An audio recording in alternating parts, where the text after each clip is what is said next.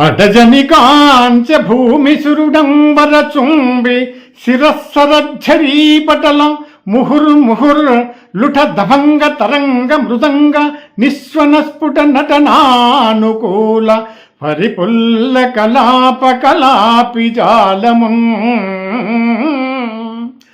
గదగ చరత్కరేణు కరకంపిత సాలము శీతశైలమున్.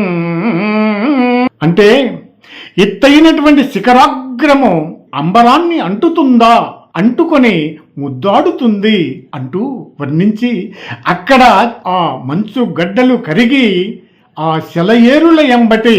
ముద్దాడుతూ లుఠ దభంగ తరంగ మృదంగ అని నాట్యమాడుతూ ఆ